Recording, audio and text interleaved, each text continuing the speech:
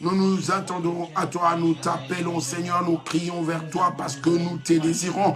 Nous sentons un vide lorsque tu n'es pas là. Tout ce que nous désirons, c'est ta présence dans nos vies. Tout ce que nous cherchons, c'est ta présence, notre Dieu. C'est pourquoi jour et nuit nous crions, jour et nuit nous t'appelons, jour et nuit, ô Dieu, nos regards sont tournés vers toi. Nos vies sont entre tes mains et nos cœurs sont grandement ouvertes et nous te cherchons de tout notre cœur. Nous t'appelons Seigneur, nous crions, réponds notre Dieu, toi qui écoutes les prières, toi qui as dit que tu ne rejetais pas ceux qui viennent à toi. Et ce soir encore, nous avons cette opportunité, par la grâce que tu nous as faite, notre Dieu, de nous approcher de toi, oh Dieu, par ces moments pour le partage. Mais avant cela, nous voulons être remplis de toi. Avant cela, nous avons besoin de toi. Avant cela, nous prions, Seigneur, pas pour nous, mais nous prions aussi pour les cœurs de toutes les personnes qui vont écouter, éternellement, roi. Que ces cœurs soient disposés, que ces cœurs vides soient des vases dont tu vas te servir et que tu vas remplir, Seigneur, et que tu rempliras chacun. Que chaque vase déborde au nom de Jésus-Christ. Oh Père, nous lisons dans ta parole, ce que tu veux, c'est que tous les hommes soient sauvés et parviennent à la connaissance de la vérité. Et nous prions pour cela, oh Dieu, conformément à ta parole. Les uns prient pour les autres. Et ce soir, c'est ce que nous faisons.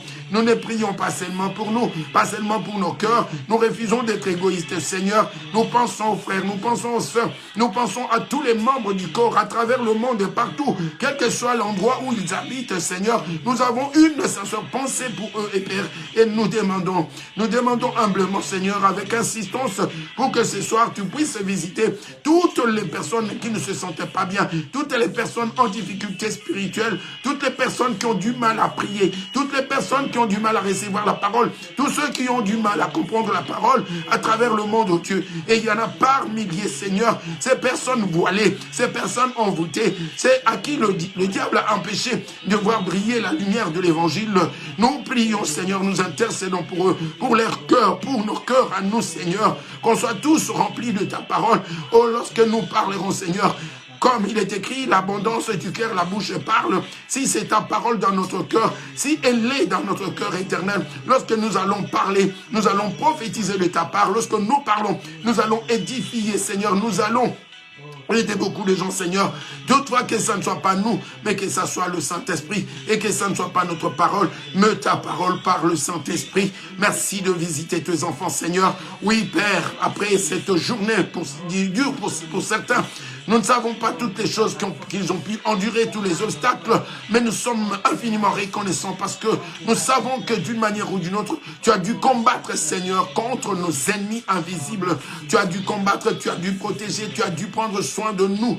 Tu as dû nourrir, tu as dû donner à boire et à manger à tous tes enfants, Seigneur. Leur est arrivé de manger spirituellement ce pain céleste et nous en avons tellement besoin. Oh, que ce moment soit vraiment agréable à chacun. Oh Dieu, qu'on ne s'ennuie pas, Seigneur. Merci d'avoir disposé les cœurs de tes enfants, d'avoir ouvert les yeux, d'avoir enlevé les bouchons de leurs oreilles, Seigneur, pour leur permettre de profiter pleinement de cette parole et de ce moment, Seigneur. Oh, répands encore ta grâce et ta justice sur chacun de nous. Nous n'avons aucun mérite, oh Dieu. Nous nous approchons humblement, conformément à ce qui est écrit. Si mon peuple s'humilie, oui Seigneur, c'est ce que nous faisons ce soir. Nous reconnaissons notre Dieu, nos faiblesses. Nous reconnaissons que même inconsciemment et souvent c'est consciemment, nous avons dû commettre des erreurs. Nous avons dû attrister l'esprit de vérité de notre Dieu. Nous sommes quelque part trompés. Nous avons fait des fautes. Et humblement, Seigneur, nous demandons la grâce de notre Père. Nous demandons d'être purifiés, d'être sanctifiés. Et la même chose, nous la demandons pour tous nos frères, pour toutes nos sœurs, pour tous les membres du corps du Christ à travers le monde, Seigneur. Qu'ils soient tous visités et que la grâce de Dieu puisse reposer sur chacun d'eux. Au nom puissant de Jésus-Christ. Merci, mon Dieu, pour ta bonté, pour ta grâce, ta longanimité, ta patience et ton amour, Seigneur, à notre égard. Et merci pour cette parole que nous allons partager encore ce soir. Laisse que la gloire, l'honneur et la louange te reviennent. Au nom de Jésus-Christ. Merci, Père. Sois béni au nom de Jésus. Amen, amen, amen, amen. Voilà, il est merveilleux notre Dieu. Je vous salue au nom de Jésus. J'espère que vous avez passé une bonne journée. Et Dieu soit glorifié pour cela, même si tout n'a pas été comme on aurait voulu, comme nous souhaitons chaque fois. Mais voilà, nous, enfants de Dieu, nous n'avons qu'à remercier notre Dieu quoi qu'il arrive. Quel que soit comment nous avons passé la journée, nous savons que notre Dieu est au contrôle. Mais nous vivons sur la terre et voilà, tout n'est pas toujours rose. Pour les malades, que le Seigneur puisse se souvenir d'eux. Pour ceux qui sont fatigués ou qui, en tout cas, font face à des faiblesses charnelles, pour des raisons évidentes, en tout cas, de ces mondes, que le Seigneur puisse les assister. Bienvenue en même temps à notre partage. Aujourd'hui, de quoi est-ce que nous allons parler? Nous savons, on a eu à un moment donné l'habitude de lire le verset qui parle de l'exhortation.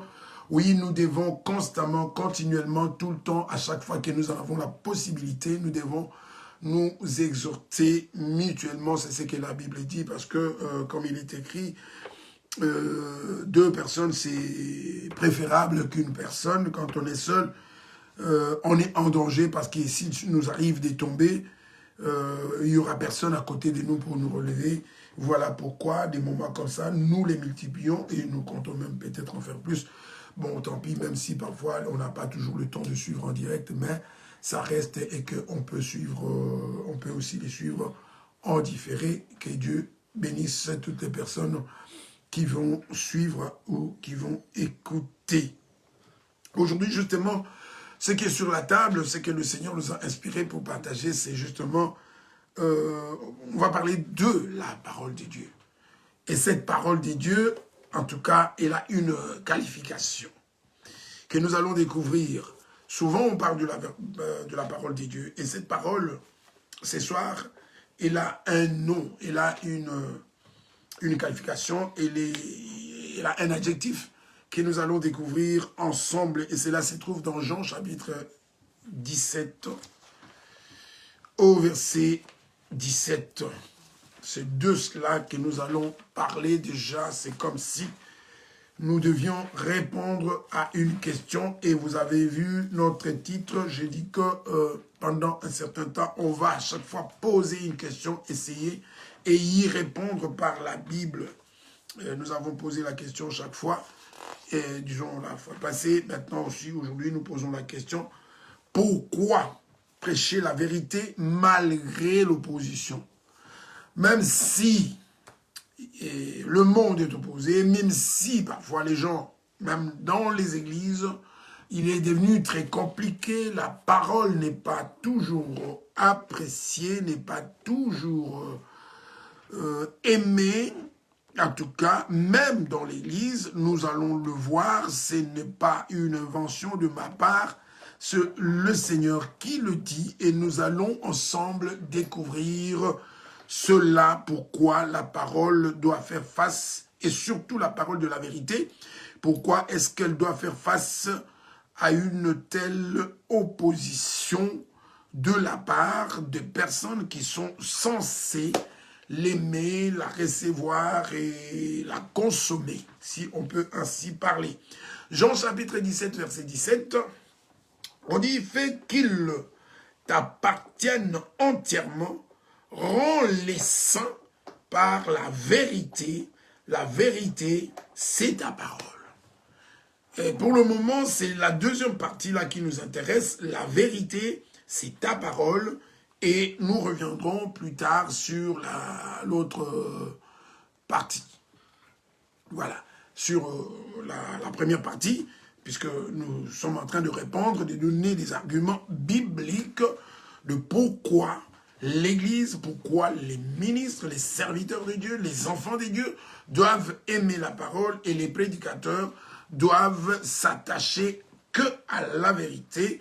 Et cette vérité aujourd'hui, ce n'est pas une vérité politique, ce n'est pas une vérité philosophique, ce n'est pas une vérité scientifique, c'est une vérité biblique.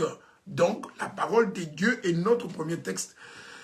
Vous allez le remarquer à chaque fois, donc il faut vous apprêter à prendre des notes parce que nous allons plus enseigner et donner des références bibliques. C'est vrai qu'on prêche parfois, on parle beaucoup, Mais je pense que plus on va utiliser la parole, parce que c'est dans la parole qu'il y a la puissance, parce que c'est cette parole justement qui peut libérer.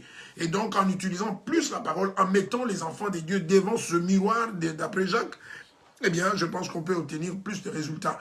Nos commentaires, parfois c'est vrai, oui, les gens peuvent être par des émotions comme ça, mais la parole des dieux, ça ne joue pas avec les émotions, elle va toucher les cœurs et elle peut en tout cas accomplir beaucoup de choses, des grandes choses, des prodiges dans la vie des gens. Elle peut les toucher, elle peut les transformer, elle peut en tout cas leur donner la vie parce que c'est à cela qu'elle est destinée, à donner la vie, à sauver des vies. Alors, la vérité dont nous sommes en train de parler ce soir, quelle vérité? Eh bien, c'est la parole des dieux. Et nous reposons la question, pourquoi parler strictement de la parole de Dieu, annoncer la parole de Dieu telle qu'elle nous a été donnée, ne pas l'altérer, ne pas la changer, ne pas chercher à l'embellir, mais en tout cas la présenter aux enfants de Dieu telle que nous l'avons reçue, telle qu'elle nous a été donnée. Parce que c'est ça la vérité. Si nous gardons ce qui nous a été donné, eh bien nous pouvons dire que nous sommes dans la vérité. Pourquoi alors la prêcher? Parce que elle doit faire face à une opposition, parce que souvent elle ne plaît pas aux gens, parce que souvent les gens s'en détournent, ils préfèrent peut-être des histoires, des témoignages, des fables, et c'est ce que nous allons voir. Pourquoi la vérité? Eh bien, c'est ce que nous allons voir ensemble, la réponse, une des réponses, parce qu'il y en a beaucoup, une des réponses que nous allons donner ce soir, c'est que se trouve, en tout cas, c'est le Seigneur Jésus lui-même qui a donné. Et dans cette prière, nous avons vu, Jésus déclare que la vérité, et cette vérité, parce que nous avons dit que ce n'est pas une vérité scientifique, qu'elle n'est pas philosophique, qu'elle n'est pas, même pas théologique, mais biblique, celle qui vient de Dieu. Pourquoi? Parce qu'il y a tellement de vérités dans ce monde, selon les domaines. Les politiciens ont leur vérité, les scientifiques ont leur vérité, les philosophes ont leur vérité, vous connaissez les Descartes, les Jean-Paul Sartre, tous ces gens-là, en tout cas, ils avaient leur vérité. Mais la vérité sur la vie, en tout cas, c'est Dieu qui a le monopole de la vérité sur la vie. Ici, nous ne parlons pas de la vérité pour le Covid ou je ne sais pas pourquoi, mais pour la vie.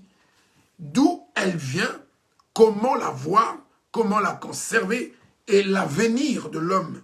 En tout cas, dans ces domaines-là. D'où vient l'homme? Où va l'homme? Qu'est-ce qui attend l'homme? Qu'est-ce qu'il deviendra? En tout cas, cette vérité-là, on la trouve dans la parole de Dieu. Alors, pourquoi en parler? Parce que des fois, la vérité, elle choque. On ne dirait pas qu'elle blesse, mais elle va toucher là où il y a le mal. Elle va toucher là où il y a la plaie comme un médicament. Et c'est ça qui fait que, parfois, on ne veut pas l'entendre. La première réponse, elle est dans le livre de Jean, que nous venons de lire, mais là, c'est au chapitre 8, au verset 32. Pourquoi? Là, il faudra vraiment noter, parce que écouter ne suffira pas. Nous sommes dans l'enseignement. Parce que la vérité, d'après Jean, d'après donc les écrits de Jean, mais c'est Jésus qui parlait, au verset, Jean chapitre 8, verset 32, nous lisons la parole de Dieu. Qu'est-ce qu'il dit, 31? Vous comprendrez. Ah voilà, ici dans cette version, on utilise le terme comprendre. Parfois on dit, vous connaîtrez, vous comprendrez. Vous connaissez, vous avez compris, vous savez que nous avons insisté à l'Église sur la compréhension. Vous comprendrez la vérité. Et la vérité fera de vous des hommes libres. C'est vrai que quand on n'a pas compris, on peut écouter. Mais quand on n'a pas compris, il y a un souci. Alors, regardez ce passe.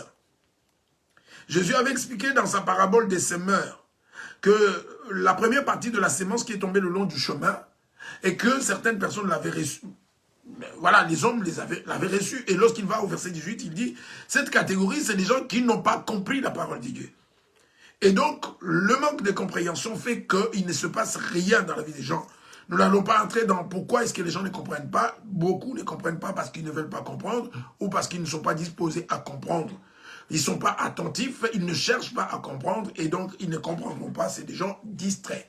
Pour la plupart du temps, eh bien, il y a d'autres raisons.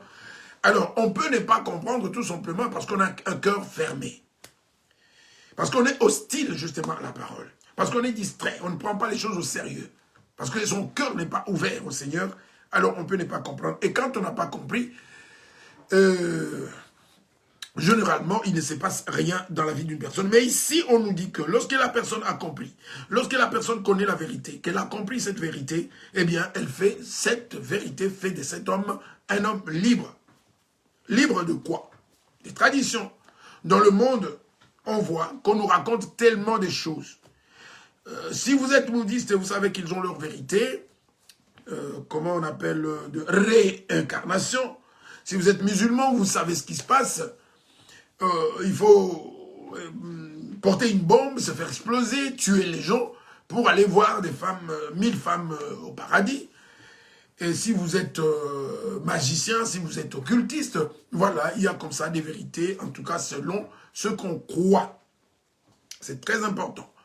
Mais le premier élément, on l'a donné. Pourquoi les prédicateurs doivent rester dans la vérité, doivent prêcher la vérité, malgré l'opposition, justement parce que c'est grâce à la vérité qu'ils vont rendre libres les hommes et les femmes qui les écoutent. C'est grâce à la vérité qu'ils vont former des disciples d'après Matthieu 28, 20, que Jésus a dit, allez former des disciples. On ne forme pas des disciples avec le mensonge. Avec le mensonge, on ne fera jamais de disciples. Quand c'est que tu reçois, quand c'est que tu écoutes, quand la parole qu'on te prêche, ce sont des fables, ce sont des paroles humaines, ce sont des pensées humaines, tu ne deviendras jamais un disciple. Comme argument, je vais prendre encore la Bible. Je dis que beaucoup de versets, parce qu'il faut, on étudie. Il ne faut pas qu'on soit des beaux parleurs, on doit argumenter. On donne, on explique, on prouve cela par la Bible. Je dis qu'avec le mensonge, on peut avoir une certaine forme de foi, mais ça ne sera pas une foi authentique qui va sauver la personne qui la reçoit. C'est pas moi qui le dis, c'est la Bible qui le dit, et nous trouvons cela dans Romains, chapitre 10, verset 17. Une deuxième raison qu'on peut prendre en considération, pourquoi écouter que la vérité, pourquoi ne prêcher que la vérité. Romains, chapitre 10, verset 17, nous lisons la parole des dieux. Ainsi, la foi, et quand on parle de cette manière, on parle de la foi chrétienne, on parle de la foi qui sauve. Elle vient pas de discours politiques, elle vient pas des fables, elle vient pas des philosophes, elle ne vient pas d'un discours quelconque d'un homme célèbre. La foi véritable, celle qui sauve, elle vient de la parole des dieux. Je lis dans la version que j'ai ici, le verset 17. Donc la foi naît lorsqu'on entend prêcher l'évangile, pas autre chose. Donc en tant que chrétien, lorsqu'on entend prêcher l'évangile, pas le Coran, pas je ne sais pas comment on appelle ça chez les bouddhistes, pas un roman quelconque, pas un magazine, pas une revue. La foi vient. Il y a toutes sortes de foi, mais ici nous parlons de la foi qui conduit à la vie éternelle. La foi par laquelle nous sommes sauvés. La foi qui est le moyen par lequel nous saisissons la grâce de Dieu, par laquelle nous sommes sauvés. Parce qu'on est sauvés par la grâce au moyen de la foi. Eh bien, cette foi-là ne peut pas venir d'autre part que de la part de Dieu, et c'est pas moi, verset 17. Donc la foi vient ou naît, prend naissance, lorsqu'on entend prêcher l'évangile. Et le message qui suscite la foi, c'est celui qui, sur l'ordre du Christ, s'appuie sur sa parole et sur sa venue. Voilà. Donc, c'est ce qui est écrit. Mais dans d'autres, on dit, la foi vient de ce qu'on entend. Et ce qu'on entend, c'est la parole du Christ. Voilà. La source, l'origine de la foi, c'est la vérité qui est la parole de Dieu, qui est la parole de Christ.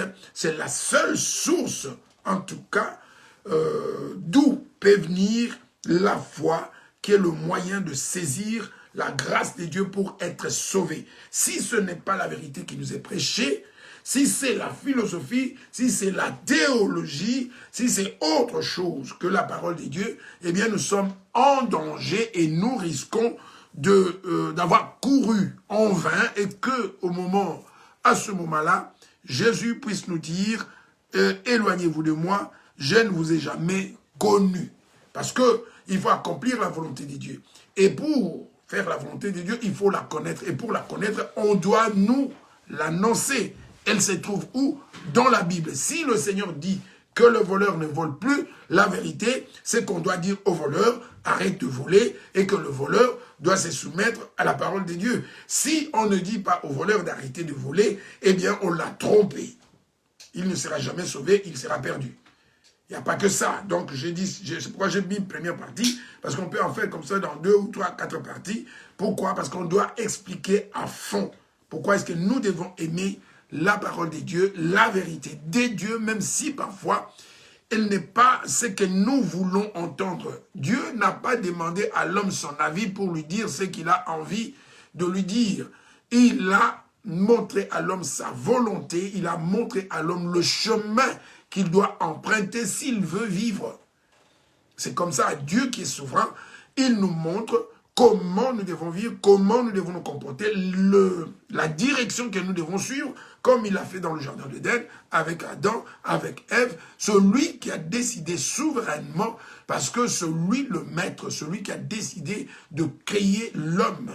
L'homme n'a pas discuté avec Dieu comment il devait être créé, et c'est comme il dit à Jérémie, est-ce que l'argile peut-elle discuter avec son maître? Non. Voilà, nous sommes de l'argile et c'est lui le potier. Il nous donne la forme qu'il veut. Pour ceux qui ont lu le livre de Jérémie, ils comprennent la scène, comment le Seigneur avait enseigné Jérémie. Il l'envoie chez le potier.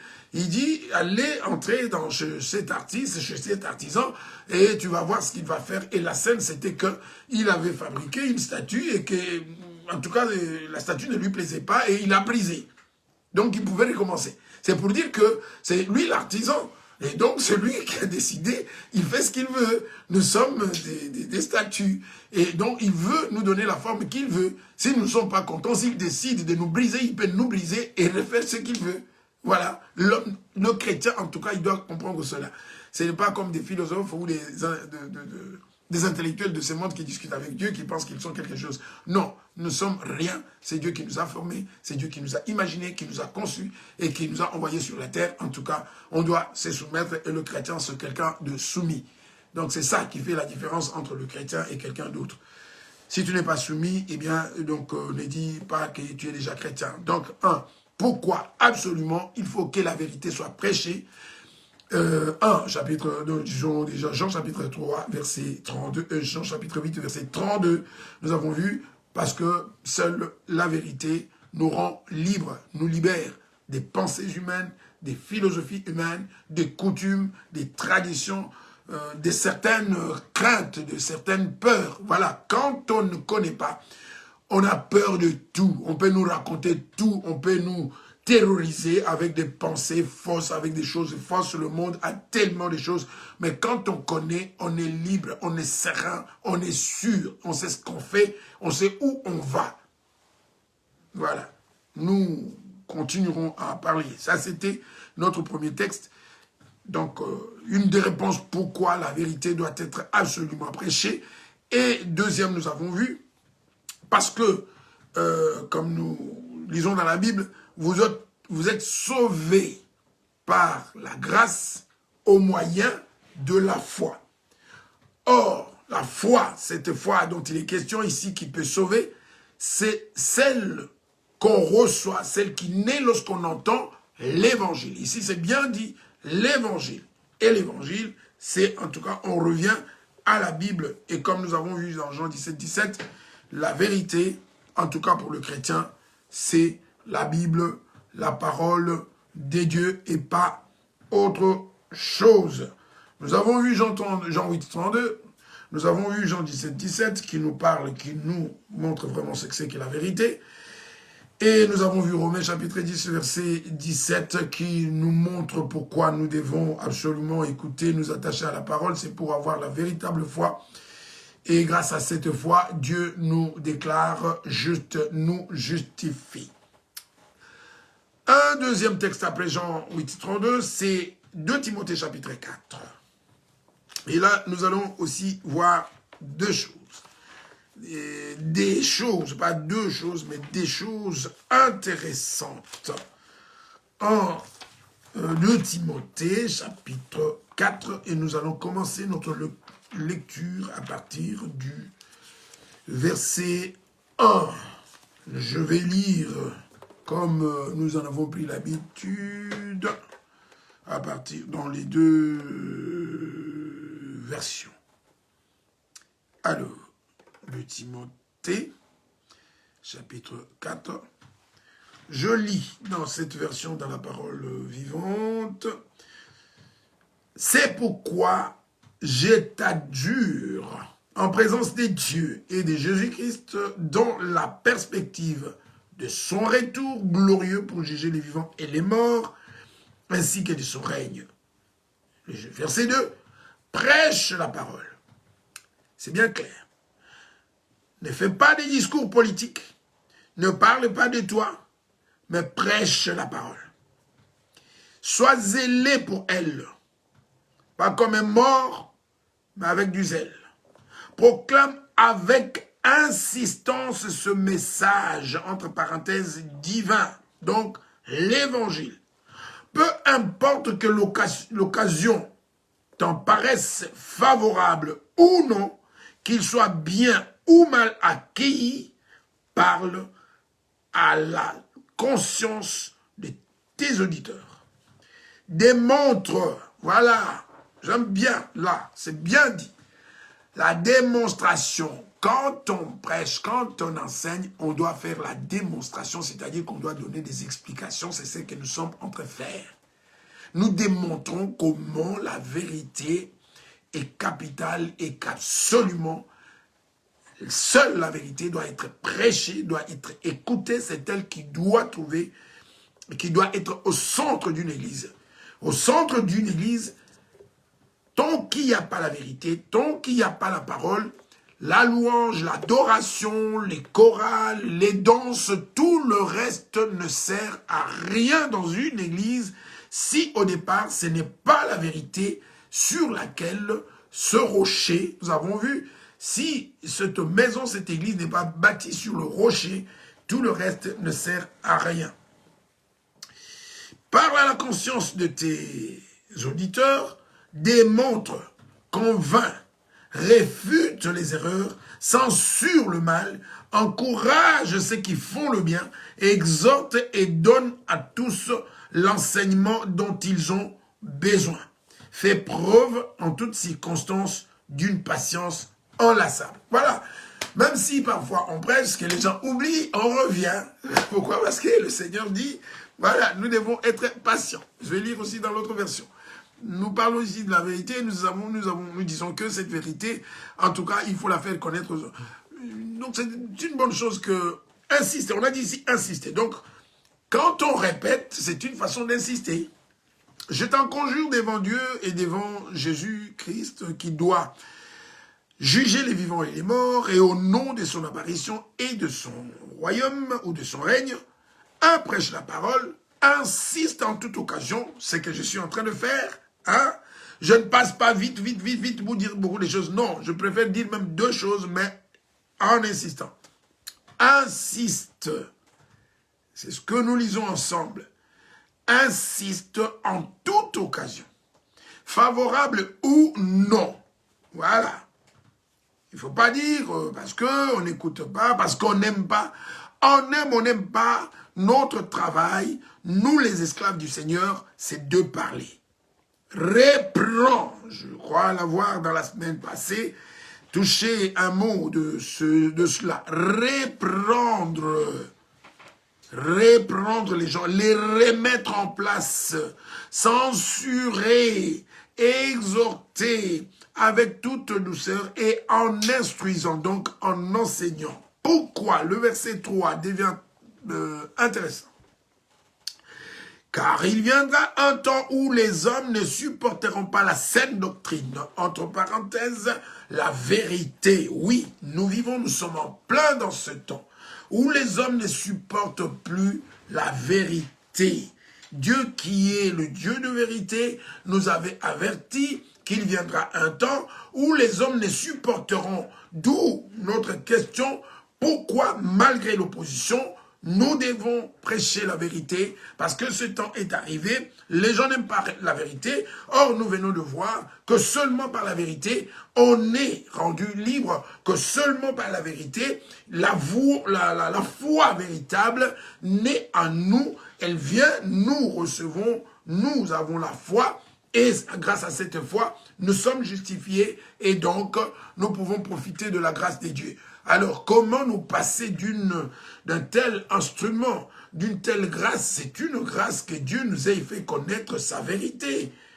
Et donc, nous devons nous accrocher, nous devons nous attacher, nous devons demeurer, désirer de tout notre cœur connaître la vérité, même si elle nous fait mal, ce qui est tout à fait normal. Pourquoi? Parce que l'homme étant perdu, l'homme étant corrompu, l'homme étant devenu pécheur, éloigné des dieux, étant devenu charnel, homme animal, donc animaux au pluriel, eh bien, avec la chair, il ne peut pas supporter la vérité.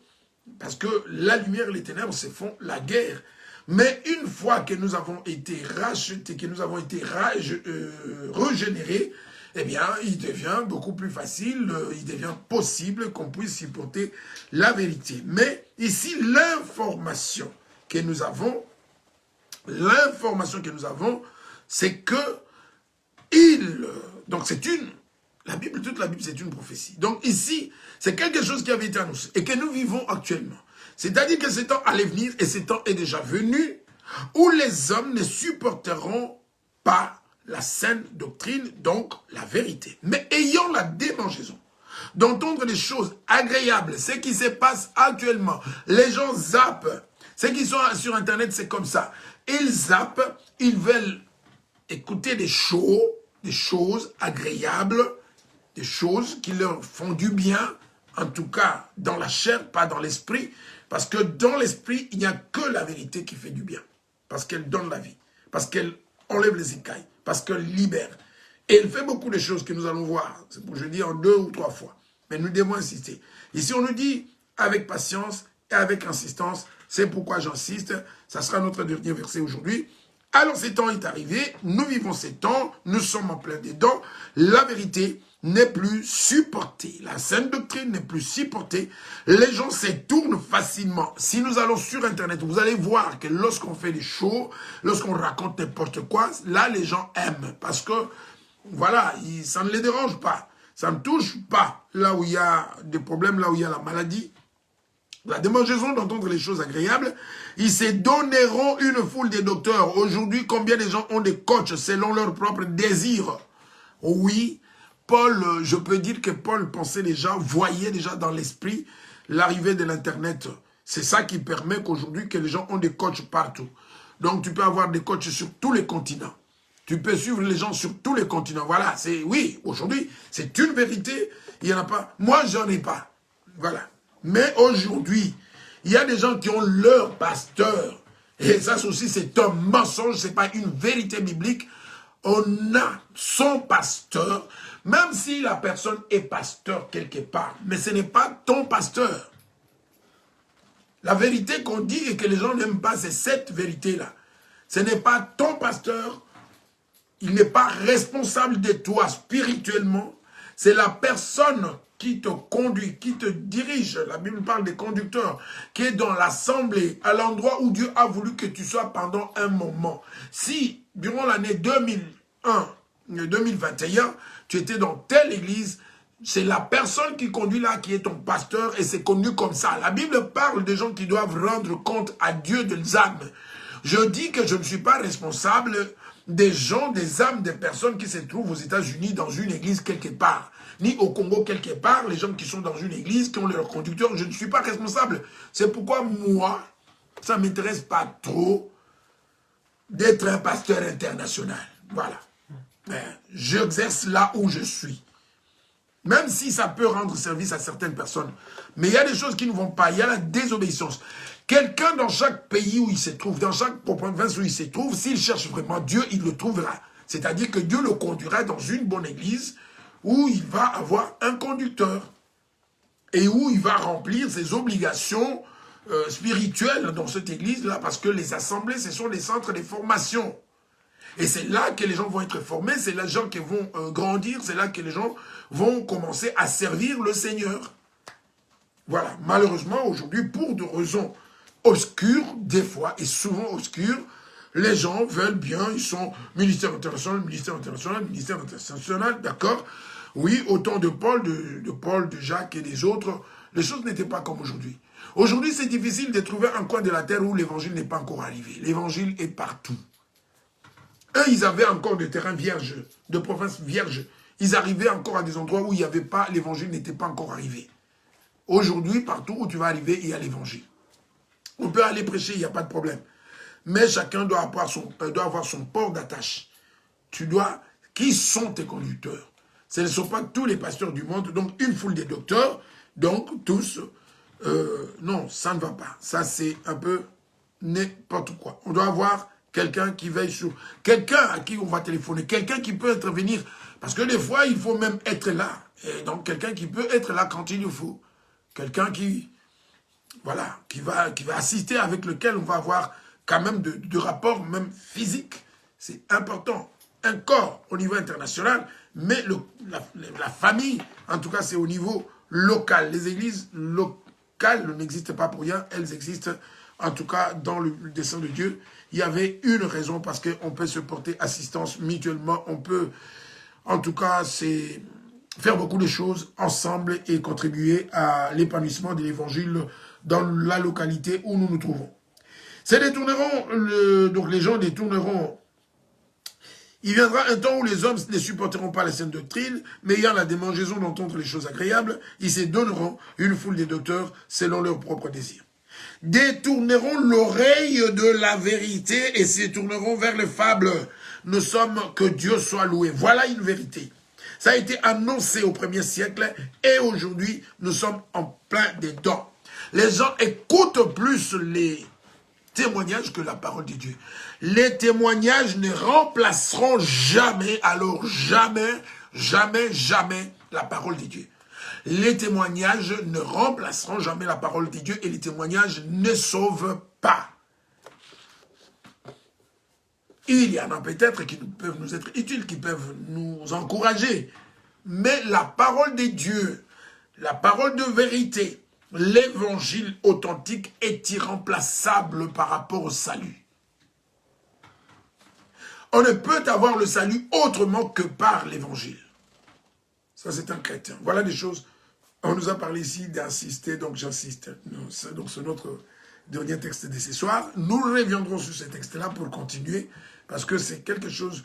Nous allons faire 3 à 4 fois, en tout cas rester sur la vérité et savoir pourquoi. Donc nous répondons, nous reprenons rapidement. Pourquoi absolument la vérité doit être prêchée? Pourquoi absolument on doit écouter la vérité? Pourquoi absolument on doit s'attacher que à la vérité, même si elle ne nous plaît pas? Parce que seule la vérité, d'après Jean chapitre 8, verset 32, peut nous rendre libres par rapport aux pensées du monde, aux coutumes du monde, aux pratiques du monde, aux mensonges, qu'on ne soit pas esclave d'autre chose. Et pour être libéré de cette façon-là, nous devons connaître la vérité et la comprendre. Ainsi, nous serons libres. Voilà. Ça, c'était un. Et nous avons défini cette vérité, donc la parole de Dieu comme étant la vérité, d'après Jean, chapitre 17, verset 17. Et là, nous allons terminer. Nous avons vu que dans Romains 10, 17, on est sauvé par la grâce au moyen de la foi. Et Romains 10, 17 nous dit que la foi, cette foi-là qui sauve, c'est seul qui vient lorsqu'on entend l'évangile, lorsqu'on reçoit le message de Jésus-Christ, pas de quelqu'un d'autre. Mon expérience ne peut pas te sauver. Mon expérience ne peut pas sauver. Mon histoire ne peut pas te sauver. Une fable, une histoire, un témoignage, ça peut me fortifier, mais me sauvera jamais. Jamais, alors jamais, jamais, ça ne me sauvera jamais. Nous allons voir dans la deuxième partie, jeudi prochain, la vérité seule, l'évangile seul, donne naissance à la foi véritable qui conduit au salut. Voilà pourquoi absolument la vérité, même si elle ne plaît pas, même si on ne l'écoute pas, elle doit être prêchée. Tout serviteur, tout prédicateur a le devoir impératif de prêcher la vérité contre vents et marées. Étienne l'a fait, il a été tué. Jésus l'a fait, il a été agressé. Et Pierre l'a fait, Paul l'a fait, tout le monde l'a fait. La vérité, elle ne plaisait pas. Ils le risquaient, mais ils ont pris ce risque. Aujourd'hui, nous devons être aussi prêts à prendre les risques, à dire la vérité, même si ça ne plaît pas. Et ensuite, et pour terminer là, c'est 2 Timothée chapitre 4, versets 1 à 4 que nous avons lu, et le verset le plus intéressant, qui a retenu notre attention. Il viendra un temps où les hommes ne supporteront pas la saine doctrine, mais ayant la démangeaison d'entendre les choses agréables, ils se donneront une foule des docteurs selon leurs propres désirs. Toutes les personnes, il y a beaucoup de gens qui sont dans le trouble aujourd'hui, tous ceux qui ont 4, 5, 10 pasteurs, ils ont un problème. Spirituel en tout cas. Ils ont un problème spirituel. Parce que je ne sais pas quel genre de sauce ils mangent.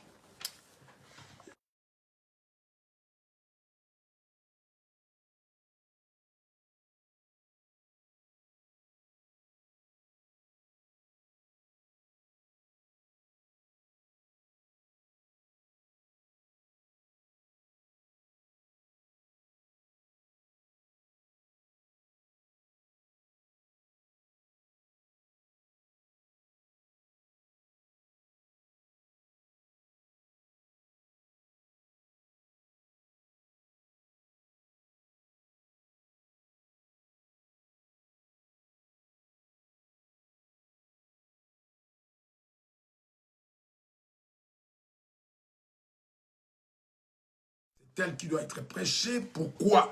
C'est tel qui doit être écouté. Pourquoi? C'est à la vérité qu'on doit s'attacher. Pourquoi?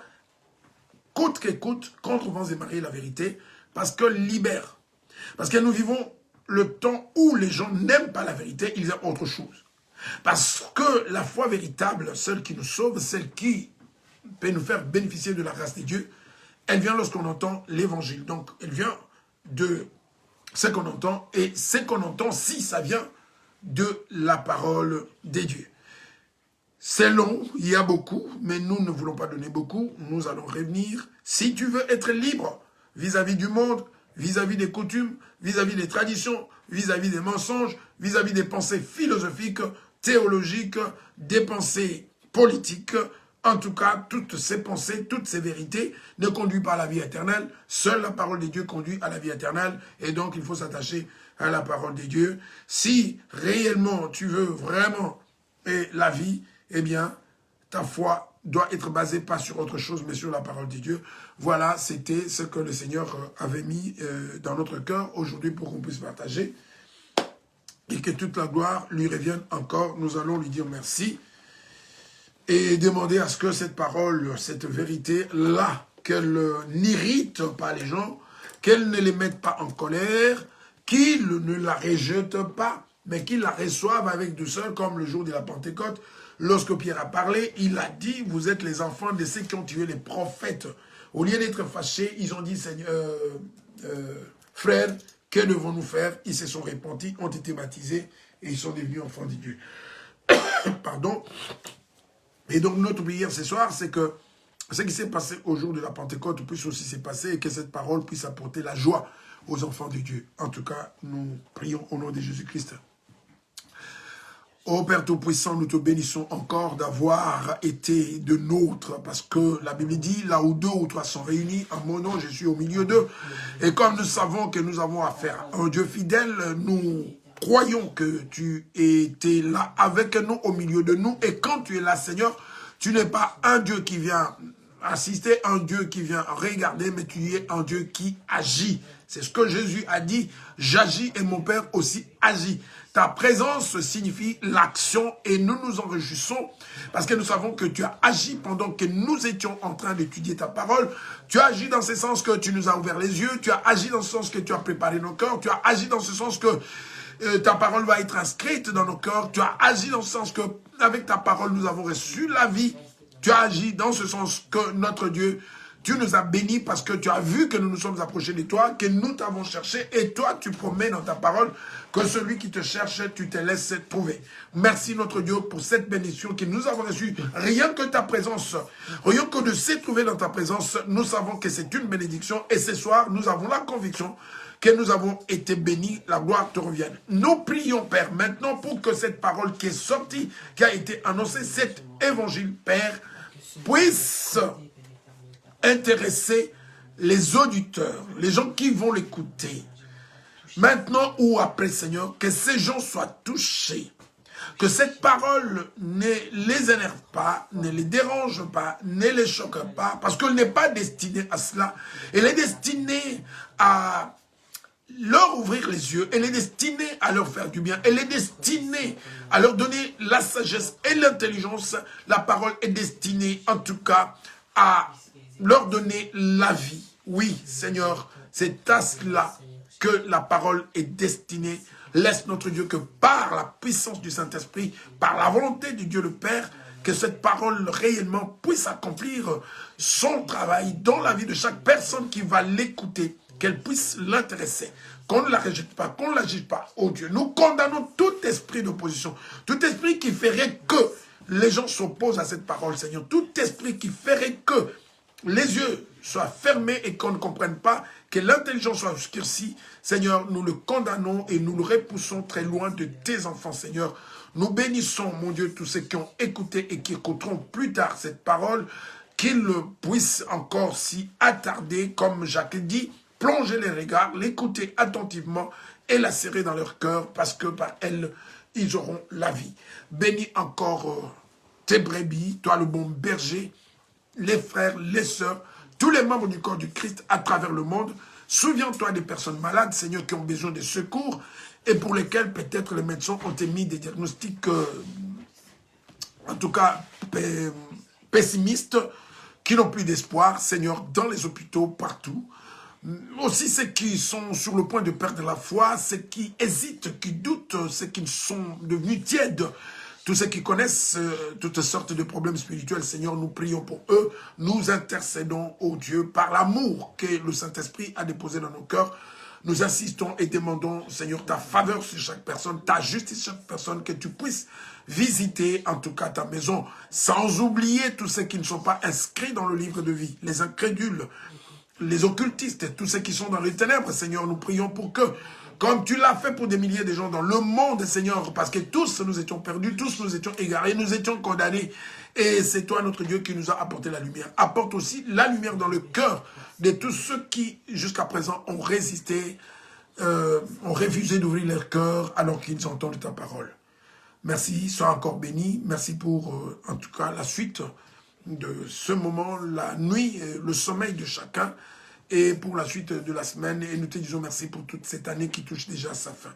À toi la gloire, l'honneur et la louange, au nom de Jésus-Christ notre Seigneur. Amen. Voilà, nous sommes arrivés à la fin. Voilà. C'est enregistré, notez, rendez-vous. Première partie, pourquoi absolument prêcher la vérité, pourquoi absolument écouter la vérité, pourquoi supporter la vérité, pourquoi aimer la vérité. Nous avons donné les réponses, c'était la première partie, il y aura la deuxième partie, et s'il le faut, la troisième et la quatrième. Soyez abondamment bénis au nom de Jésus-Christ. À demain, 18 h. Que Dieu vous bénisse.